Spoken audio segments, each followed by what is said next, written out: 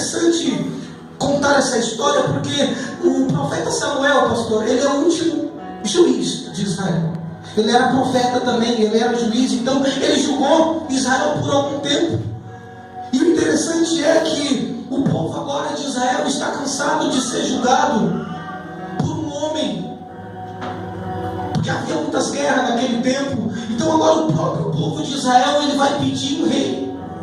O povo pede um rei, chega para Samuel, Samuel nos dá um rei, porque a Bíblia diz que Samuel estava velho, e ele coloca Joel e Abias, um dos dois filhos dele, que fazia aquilo que não era reto aos olhos do Senhor.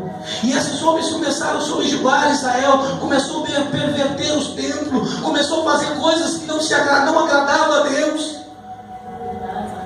Homens que o próprio ancião, diz a Bíblia, em 1 Samuel capítulo 9, se eu não me engano, ele se apresenta a Samuel e diz a Samuel: olha, nós precisamos de alguém para poder julgar o povo, para poder ir no campo de batalha com o povo. Então Samuel, ele tem ideia, através de Deus, levantar um rei. E aí se inicia o tempo da monarquia, onde havia reis.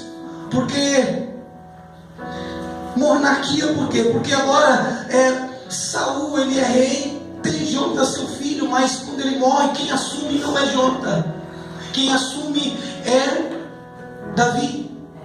Mas quando Davi ele para de reinar sobre Israel, quem assume é o seu filho, chamado Salomão.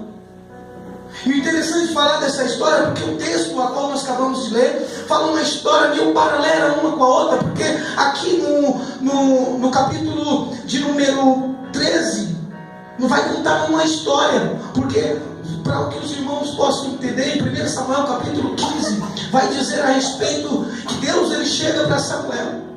Deus, ele chega para Samuel e diz assim: olha Samuel, foi Deus que te levantou sobre Israel. Aleluias. Foi Deus que te colocou rei sobre este povo. Meu Deus. Mas agora, Saul, ele chega para Saul e ele diz: foi Deus que te levantou, Saul. É porque eu troco muito entre Saul e Samuel, e troco Elias com Eliseu. Eu faço essa bagunça aí, mas não vamos entender. A Bíblia diz que ele disse.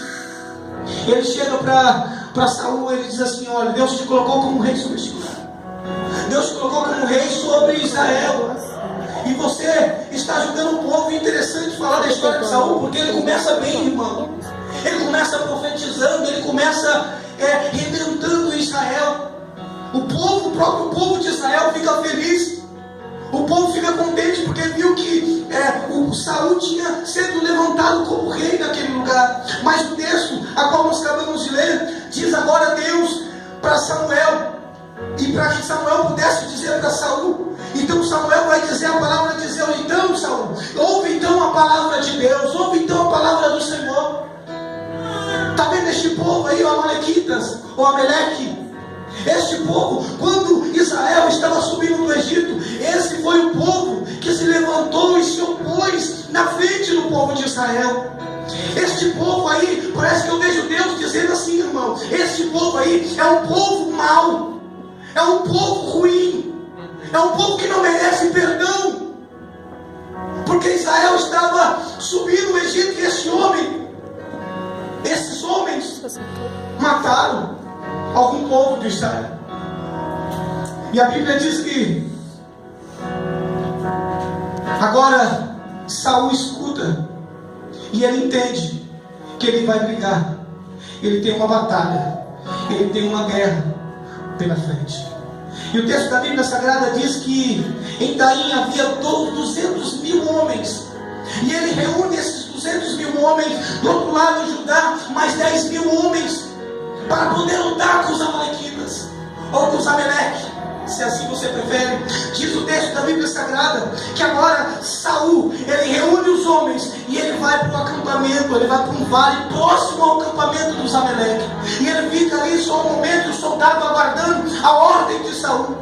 E o que eu acho interessante, que havia os queneus naquele lugar, que estavam habitando juntamente com o povo de Israel, com o povo Ameleque.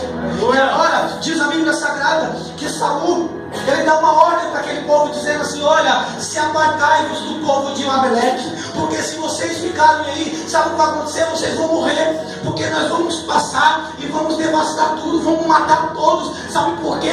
Porque a ordem de Deus era matar todos, irmão. Aquele povo não merecia perdão. Isso dizendo Deus na palavra. Mas eu quero abrir um parênteses aqui e dizer para você, muitas vezes em nossa vida, sabe o que acontece? Deus ele dá uma ordem, Deus ele dá um comando, e nós desobedecemos a Deus.